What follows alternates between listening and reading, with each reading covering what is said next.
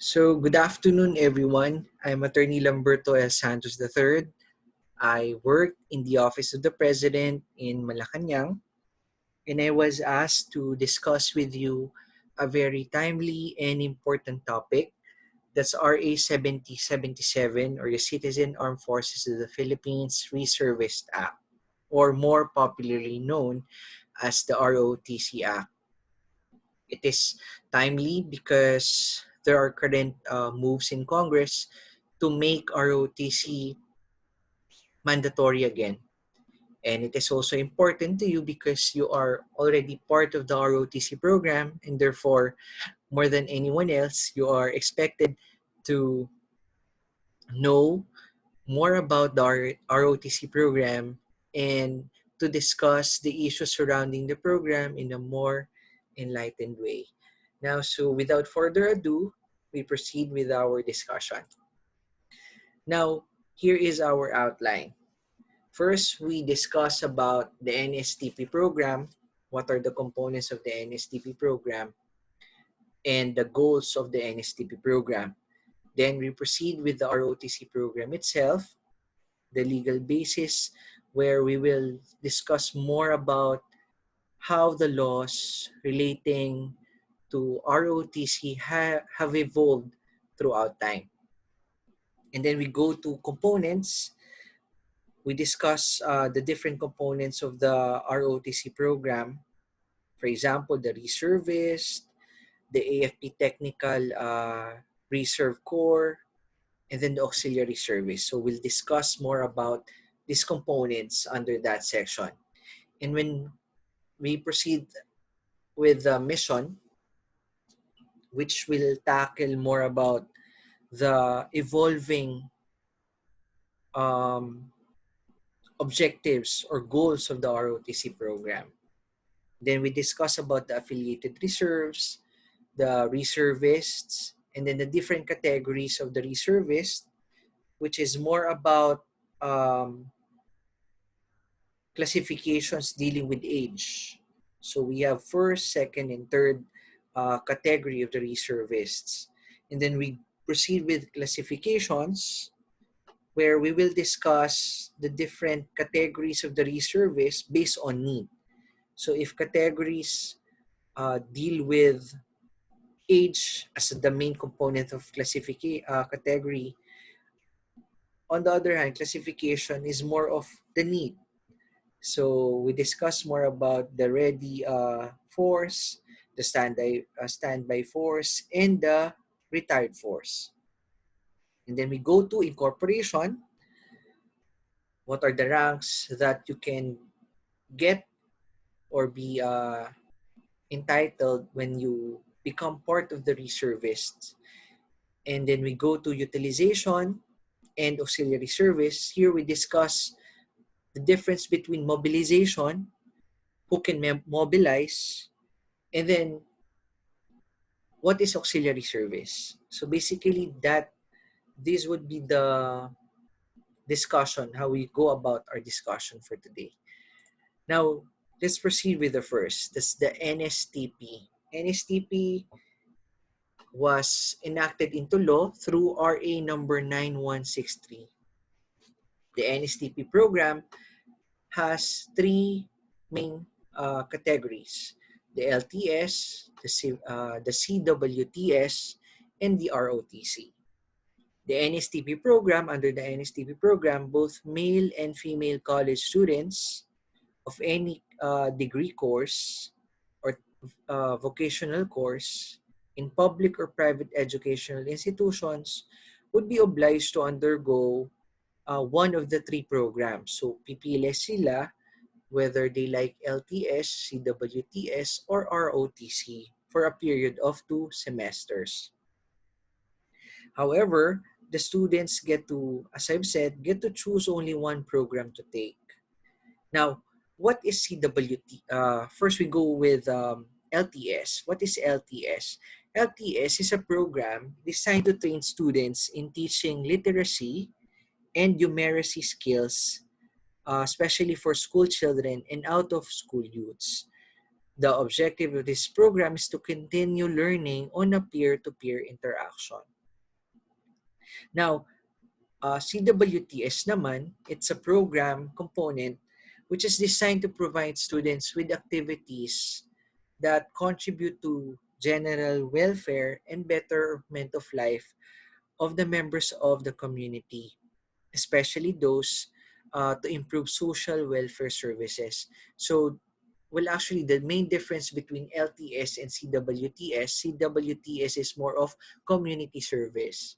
And then yung parang Habitat for Humanity or yung naglilinis sila ng estero. So that's CWTS.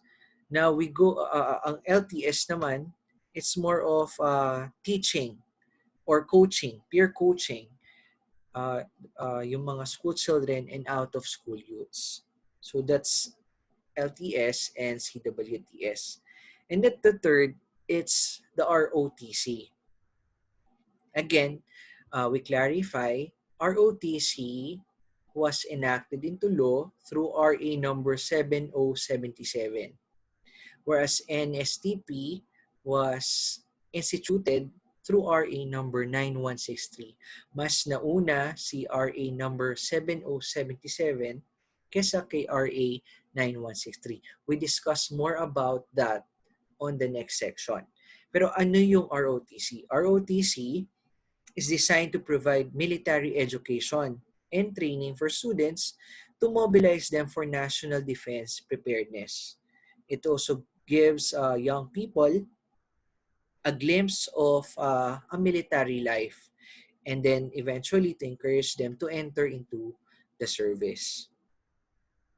Now, what are the goals of the NSTP program? One is to enhance civic consciousness.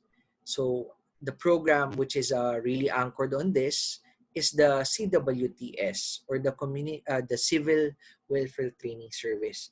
And then defense preparedness, we have the ROTC, and develop the ethics of service and patriotism, which applies to the three components. Now, the graduates of the ROTC program are organized into the Citizen Armed Force, while yung graduates of the LTS and CWTS program naman are organized into the National Service Reserve Corps. The NSRC is being administered by the Department of National Defense, the Commission on Higher Education, and the Technical Education and Skills Development Authority, while the Citizen Armed Force is under the jurisdiction of the Department of National Defense. So we repeat, NSRC, yan ay para sa mga graduates ng LTS at ng CWTS, while ang Citizen Armed Force ay para sa graduates ng ROTC. NSRC, this is being administered jointly by the DND, the Department of National Defense, ng CHED, and the TESDA, while Citizen Armed Force is under the jurisdiction of the Department of National Defense. Now, we go to the legal history of ROTC. Nauna dyan, yung Commonwealth Act No. 1 or the National Defense Act of 1935. Under this law, merong obligatory military service for all male citizens of ages between 18 and 30. So, under Commonwealth Act No. 1, military service is mandatory. Alright. And then, well, CA No. 1 or the National Defense Act of 1935 was enacted into law during the time of President Manuel Quezon. After nyan, meron tayong Presidential Decree No. 1706 Series of 1980 or the National Service Law. Ang National Service Law ang kauna-unahang nag-institute ng tatlong component. The three components are Civil Welfare Service, Law Enforcement Service, and Military Service. So there are three component programs too under the National Service Law. but it was amended by Executive Order number 59, which made military service mandatory again. So under EO 59, the ROTC course has become a compulsory portion of the curricula for physically fit male citizens of the Philippines who are undergraduates. So again, under CA1, mandatory ang ROTC. Under Presidential number 1706, may tatlong component, but it was amended by EO number 59, which made ROTC mandatory. Now, PD 1706 and EO number 59 were both enacted during the time of President Marcos. Then we go to RA number 7077, or as we said, the Citizen Armed Forces of the Philippines Reservist Act, or more popularly known as the ROTC law. So under RA 7077, ROTC is also mandatory, especially for students in colleges and universities.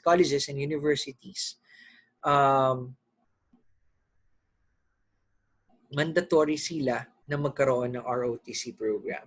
So again, as a recap, under Commonwealth Act number 1, PD 1706, and RA number 7077, ang ROTC ay mandatory. There until na-enact into law ang RA number 9163. By the way, RA number 70077 was enacted during the time of President Cory Aquino. So recap again, CA1 under ni President Manuel Quezon, PD 1706 panahon ni President Marcos, RA 70077 panahon ni President Cory Aquino. And then you have RA number 9163, which was enacted into law during the time of President Arroyo. This is what we call the NSTP Act. Now, under the NSTP Act, as we have discussed, you have three programs, the CWTS, the LTS, and the ROTC. But under this law, ROTC is not mandatory. It's optional. All right? So, CA1, PD 1706, RA 70077, mandatory po ang ROTC. While under 9163, ROTC is made voluntary. Now, you would wonder, bakit under 9163, naging voluntary ang ROTC? Whereas in previous laws, ang ROTC ay mandatory. Whereas under 9163, voluntary na lang siya. That's the topic under this next section. So, who is Mark Wilson Chua? Actually, he is the reason why RA 7077 was amended at kung bakit naging voluntary na lang ang ROTC. Now, before, during the time when RA 7077 was being implemented, there was a growing clamor to reform the ROTC. It reached its momentum due to the death of Mark Wilson Chua. While it took a life of a promising cadet for Congress to listen to the public demand to make ROTC voluntary. So who is this Mark Nelson Chua? He is a student of the University of Santo Tomas. He is one of the brilliant and most promising cadet during his time in UST. He was a member of the UST ROTC unit's intelligence monitoring team, and therefore, he knows confidential information. The problem is, well, actually, it's not a problem. Knowing the corruption in the ROTC unit, then he divulged critical information in the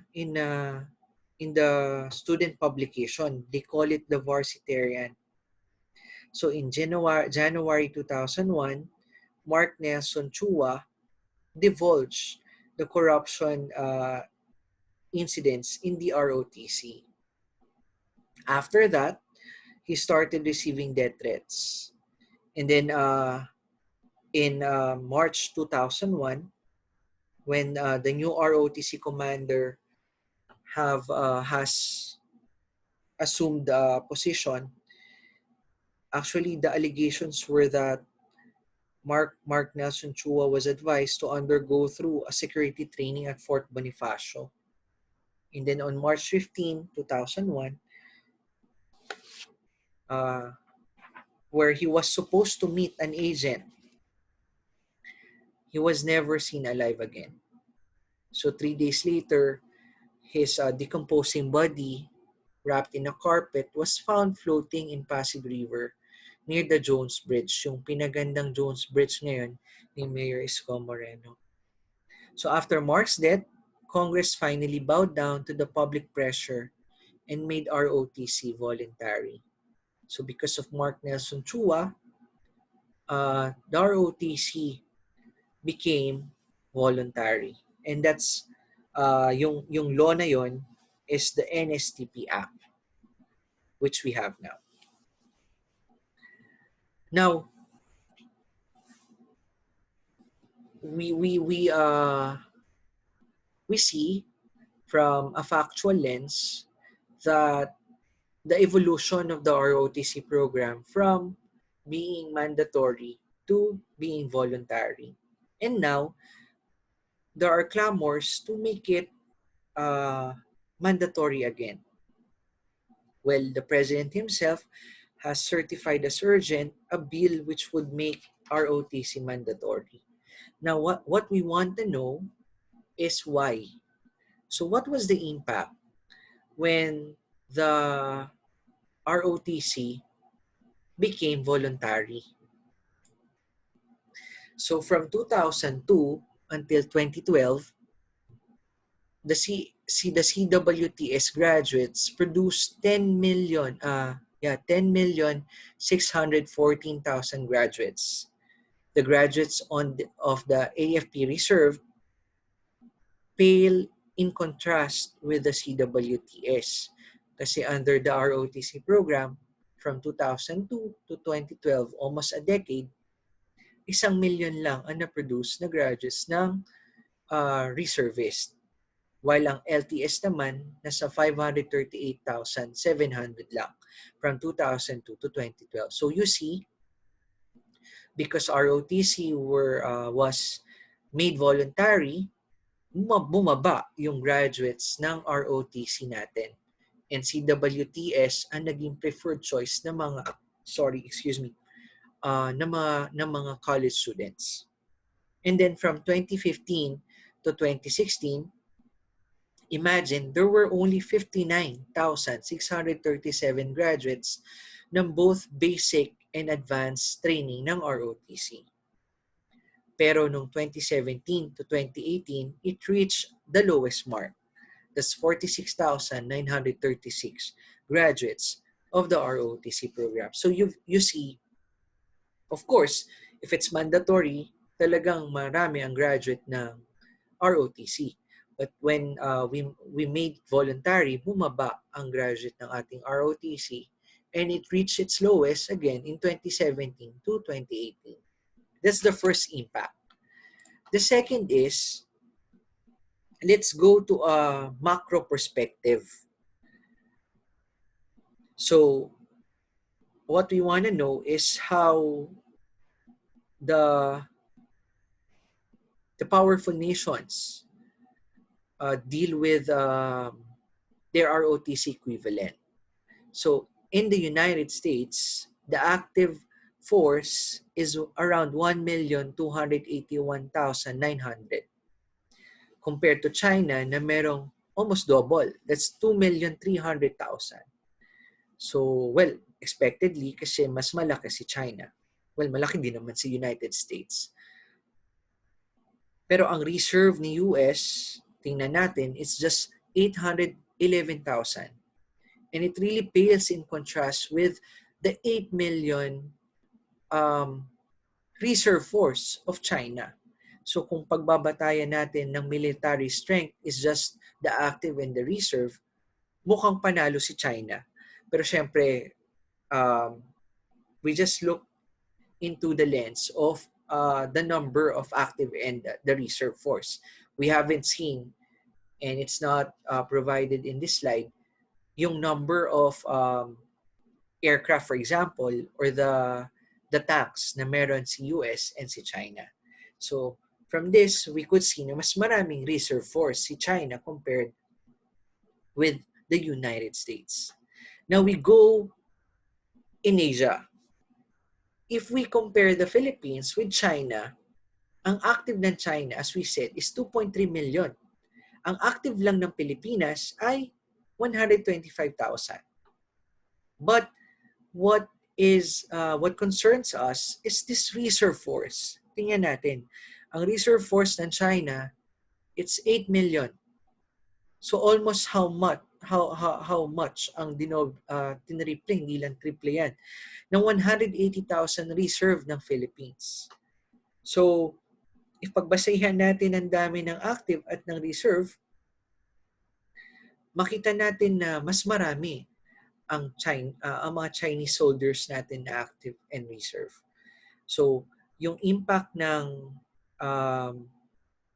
ROTC natin na naging voluntary siya, if we look at the macro perspective lens, mukhang lugi tayo sa mga karating bansa natin at sa mga powerful countries. Now, we go to mas pababain natin, we go to our ASEAN neighbors. Tingnan natin. That's Malaysia and Philippines. Compare natin. Ang Malaysia's 110,000 active force, while the Philippines has 125,000.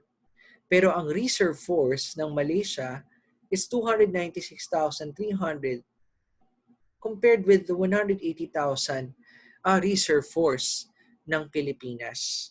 Now, it makes us think, and this is the critical issue. What happens to the Philippines?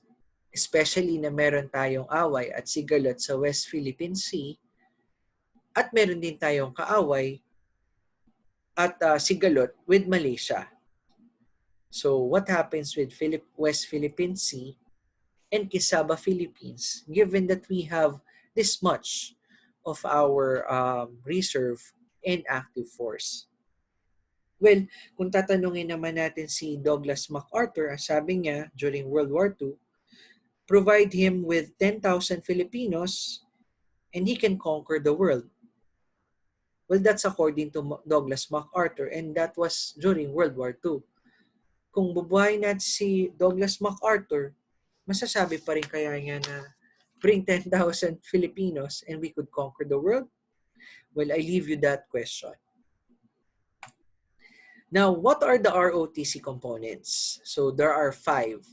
The Army Reserve component, the Air Force Reserve component, and the Navy Reserve component, insofar as the reservists are concerned. So meron tatlong ang Army, ang Air Force, at ang ating Navy. May kanya-kanya silang mga reserve component.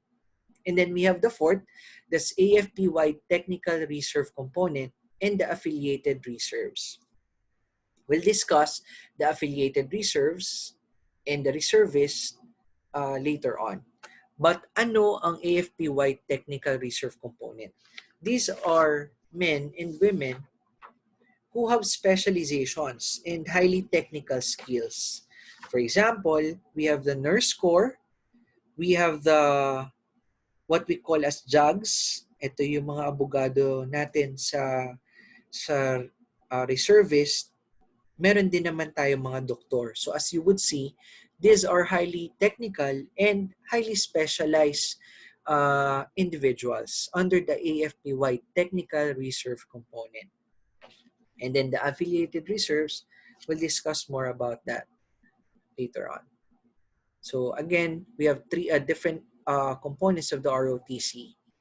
The reservist, na meron tatlong classification, ang Army, ang Air Force, at ang Navy, and then we have the technical reserve component and the affiliated reserves.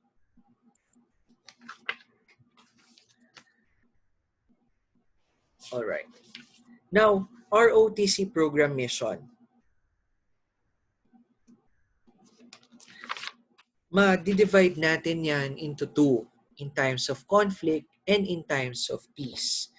In times of conflict, the mission of the ROTC program is more of expanding the armed forces of the Philippines in the event of war, invasion, or rebellion. So we act as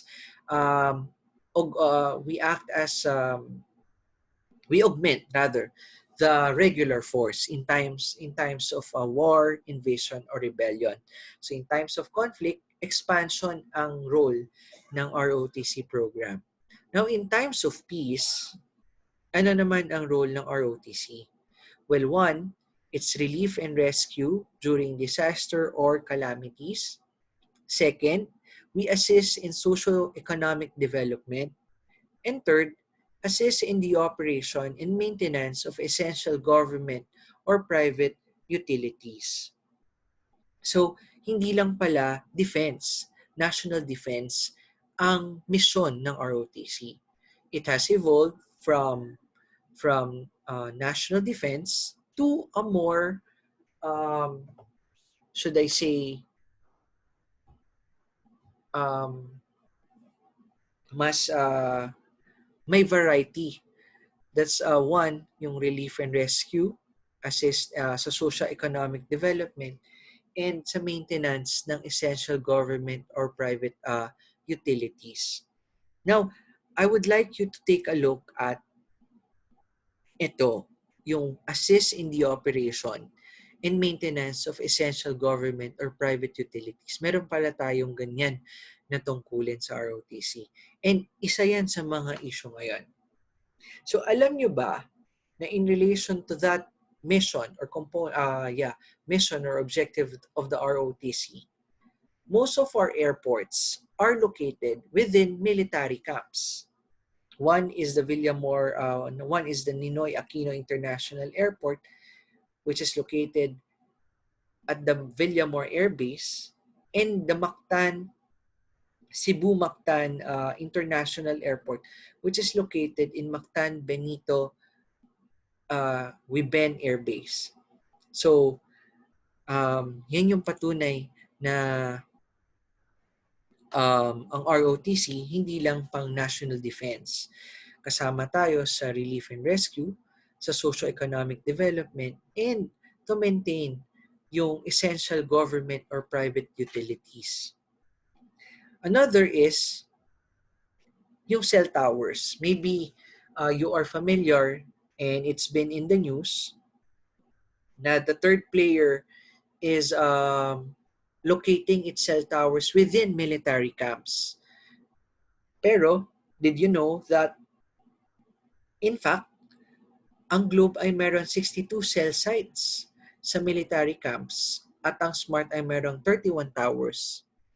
That's because one of the goals of the military is not just for national defense, as we've said, but also to the maintenance of essential public utilities. So you see, hindi lang airport, kasama pala ang cell towers sa mga pinoprotektahan ng ating military and ng mga reservists.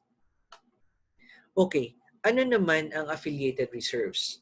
Affiliated reserves are members of private and government entities, corporations, establishments, and organizations, whether they are in national, provincial, or municipal levels. And they provide essential public services. Ano po itong mga essential public services? Yan ay kuryente, tubig, telecom. Those are essential public services. So ang affiliated reserves natin are employees or members of private and government establishment who are catering to or working in essential public services. Like as I've said, train, water, or electricity, and so on and so forth. And they ensure the continuous provision of basic and essential utility services to the general public, especially during war, invasion, or rebellion. So nagkakaroon tayo ng mga affiliated reserves. They become part of the military. Itong mga nagtatrabaho sa government or sa private, basta ang mahalaga ay nasa essential public services sila. At ang goal natin, ba't natin sila sinasama, ay para ma-ensure yung continuous provision ng basic and essential utility services sa general public.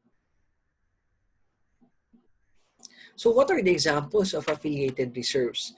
So ito yung mga yan. It's just some of them. We have the EFT Affiliated Reserve Medical Center. We have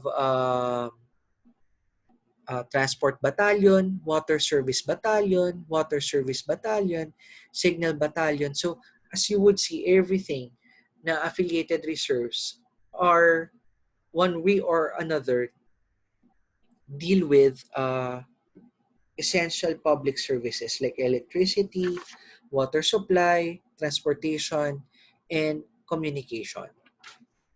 So those are affiliated reserves. Okay, ano naman ang mga reservists? So tapos na tayo sa affiliated reserves. We go to the citizen soldiers or reservists.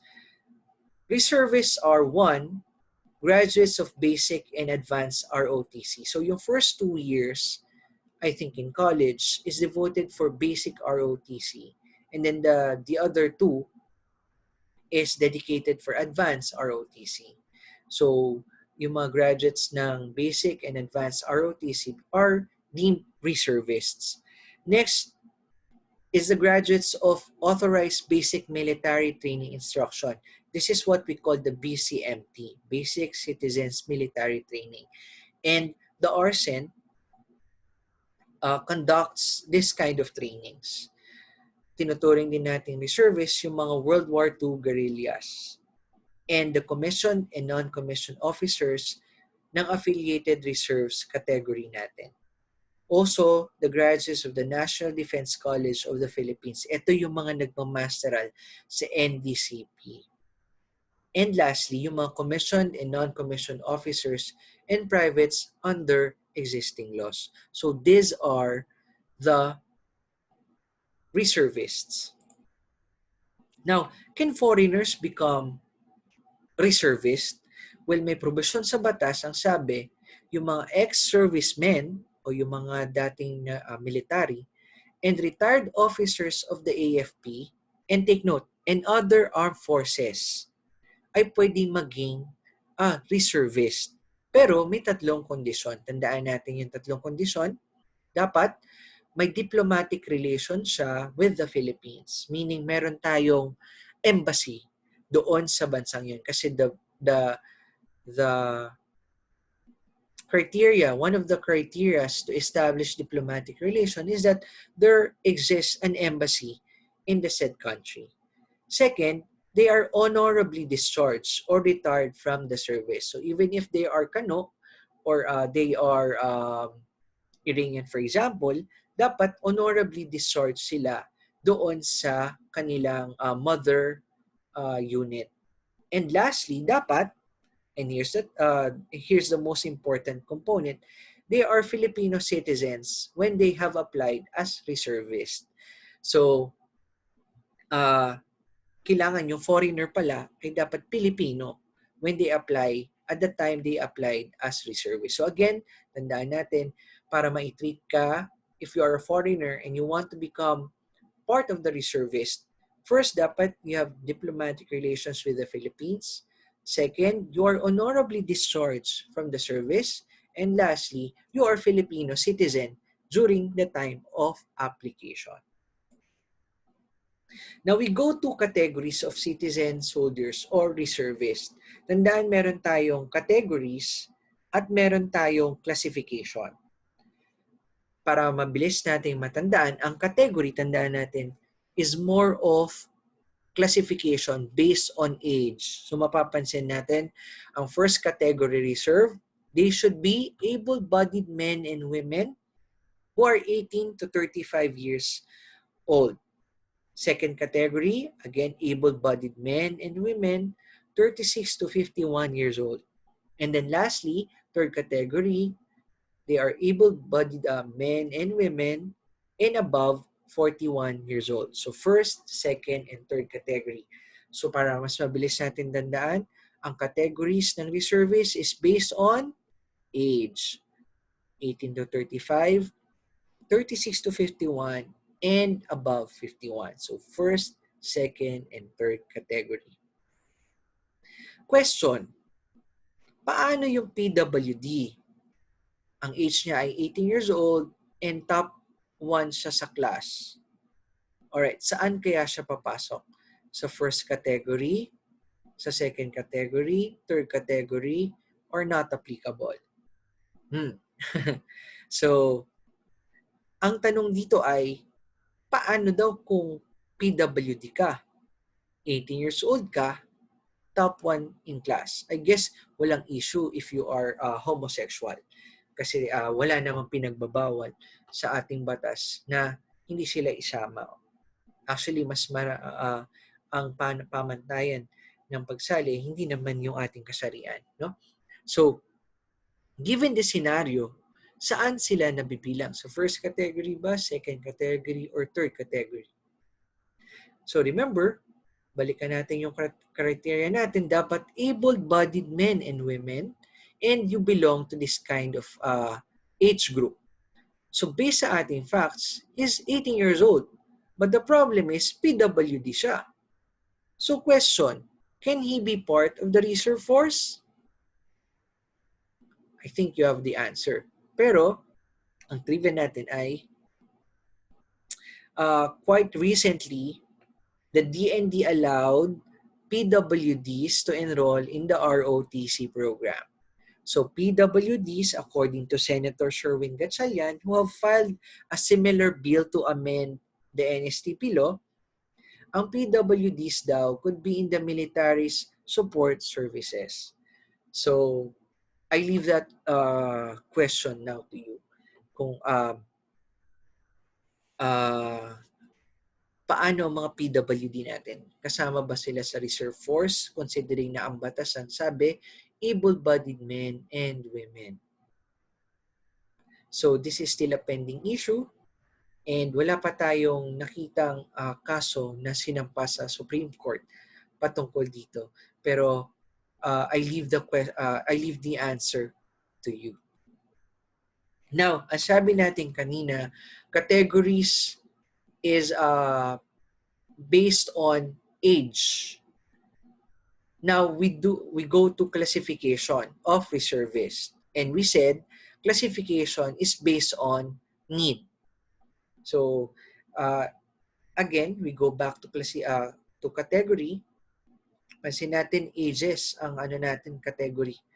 Pero sa classification, base ito sa need. So meron tayong ready reserve, standby reserve, and retired reserve. Ready reserve, they belong to first category reserve and AFP affiliated reserve. So we've tackled about yung first category, 18 to 35 years old, and then yung AFP affiliated reserve are the ones who work in private or public instrumentalities or agencies who work in essential public services. So the ready reserve must belong in the first category or they're part of the AFP affiliated reserve. Now we go to standby reserve. A standby reserve naman, they should be from the second category and the third category. While retired reserve, these are soldiers who have qualified for retirement. Tandaan, the age of retirement in military is 60 years old. So those who have retired and are still qualified can be part of the retired reservists. So from regular force, once you retire, you can be part of the retired reserve. Now, how are they different in terms of need? If you are a ready reserve, you are mobilized to augment the regular armed force of the AFP in times of tatlo, war or national emergency, local emergencies such as calamities, disasters, threats to peace, order, security, and stability in any locality, and relief and rescue work and other civil assistance activities. So you may be called or mobilized if you become part of the ready reserve. If you're um, from the first category or AFP affiliated reserve, and merong war, merong local emergency, and then you're needed for relief and rescue activities. Now we go to standby reserve.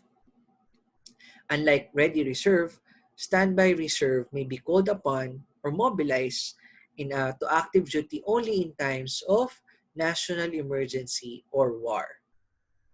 And then lastly, retired reserves may be ordered to active duty only in times of local or national emergency, provided one, he is still qualified and fit for duty. Two, if he volunteers for active duty. And third, the Secretary of National Defense determines that there are not enough qualified citizen soldiers with the special skills and qualifications in the ready reserve or standby reserve in that particular area of residence. So remember, ang ready reserve, first category, and AFP affiliated reserve lang ang pwede. Second, standby reserve, second and third category reserve. Retired reserve, from the word itself, retired, you must have retired already at the age of 60 years old. The difference also lies in terms of need. Ready reserve, you're mobilized in three circumstances: war or national emergency, local emergency, and relief and rescue work. Whereas standby reserve are mobilized to active duty only in times of national emergency or war. While the retired reserve, while they may be mobilized in times of local or national emergency, there are different conditions. All right.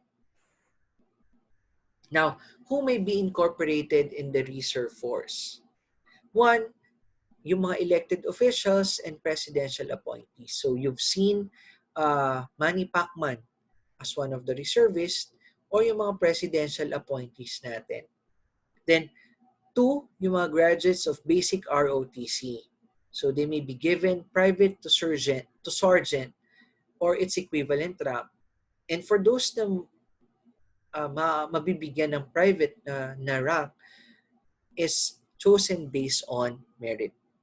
Now, the graduates of advanced ROTC, they may be commissioned in the reserve as second lieutenants, provided they manifest potential.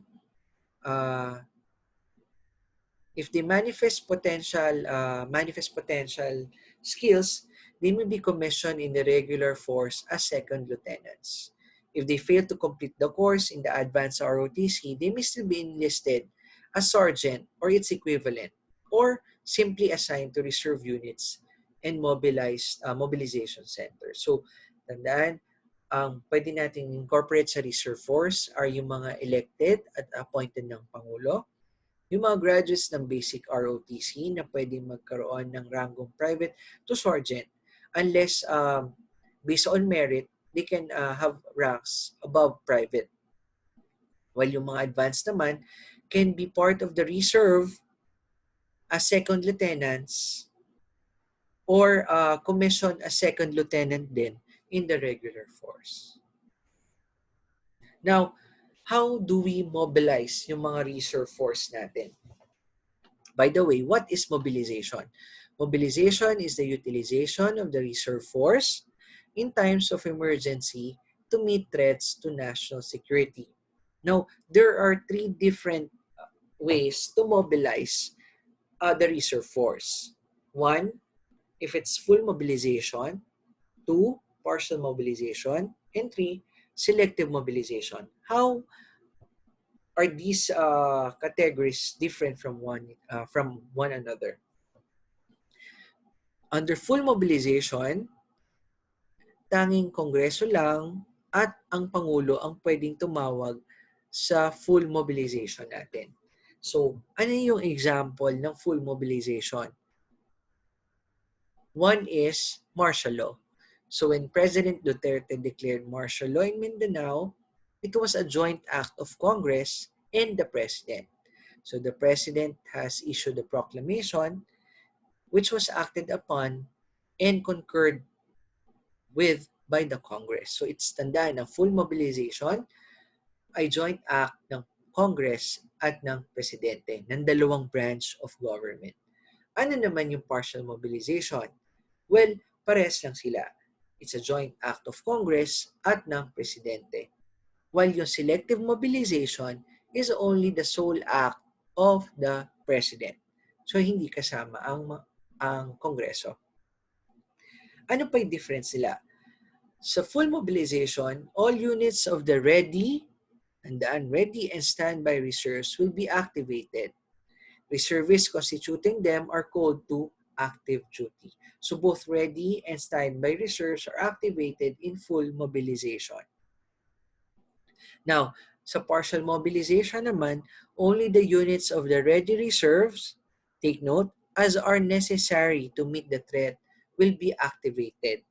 So it depends on the President who will specify the units to be activated. And lastly, selective mobilization, which is only called upon by the President. And it is only to meet a local threat or emergency. So the difference between selective, partial, and full mobilization is that in selective mobilization, it's a local threat or emergency. Whereas dito sa full mobilization and partial mobilization, it's national in scope. Remember too, that in selective mobilization, only selected units of the ready reserve doon sa localities involved are activated. So it doesn't activate all the other reserves in other localities. Alright? Now, in demobilization naman, it's only ordered by the President. So no involvement of Congress. And second, reservists are deactivated and reverted to inactive status. Kasi 'di ba we said if you are mobilized fully and partially, you become part of the active, you are called to active duty. So pag nagkaroon ng demobilization at ito inuutos ng presidente, you are automatically yung mga reservists of such deactivated units shall be reverted to inactive status. Now, if you are called to active duty, what are your benefits? So nakalagay sa ating batas, when called to active duty by virtue of mobilization, enlisted or officer reservists shall receive all types of pay and allowances, including medical care, hospitalization, and other privilege and benefits under the law for enlisted personnel of the regular force. Remember, if you are called to service and you are in active duty, whether it's full mobilization, partial, or selective mobilization, you get to receive the same pay and allowances and all the perks or benefits provided for the regular force. So even if you're not part of the regular force, if you're called to active duty, you enjoy the same privileges with the regular force, or those privileges enjoyed by those under our regular force. Now, what is auxiliary service? As we said, auxiliary service, they help maintain local peace and order. They also help in meeting local insurgency or threats. They assist in rescue and relief operations, health, welfare activities, and participating in local socio-economic development projects. So, how do we activate ang auxiliary service as compared with the reservist? Ang auxiliary service is activated upon the call of the President. But take note that it is only localized. So concerned localities lamang. And it is voluntary.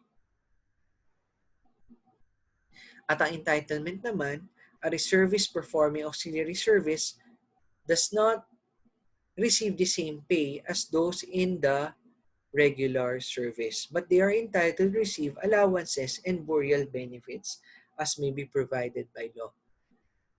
So again, auxiliary service is called upon by the President. It is purely voluntary and it is only localized. Also, you don't receive the same pay and allowances as those in the active force, as those in the regular force. You are only entitled to receive allowances and burial benefits. Now, there are two kinds of auxiliary service, civil auxiliary service and military auxiliary service. How are they different? Pag civil auxiliary service, non-military activity lang. Ano ito? Yan yung rescue and relief operation, health, welfare activities, and local socio-economic and development projects. So, civil auxiliary service yan. Military auxiliary service naman is to meet local insurgency or threat. Now, civil auxiliary service, under civil auxiliary service, female reservists are given greater participation. Whereas, while itong military auxiliary service are organized into ready reserve units.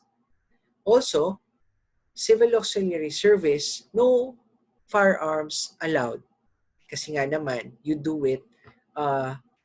are in a non-military activity. So, no need for a firearm. But of course, there are exceptions provided by law which wouldn't tackle anyway for this presentation.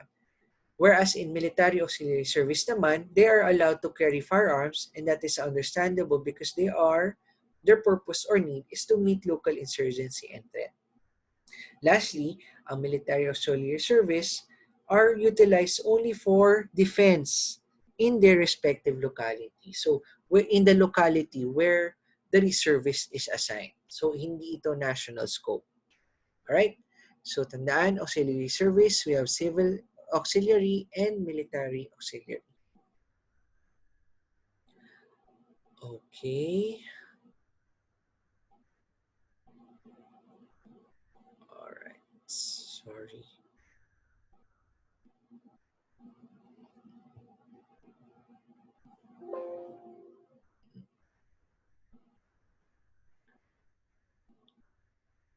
Okay, sorry.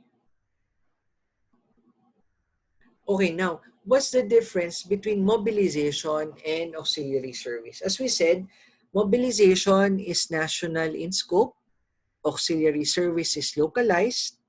Ang mobilization is a joint call by the Congress and the President or the President alone in selective mobilization, while auxiliary service is the sole call by the President.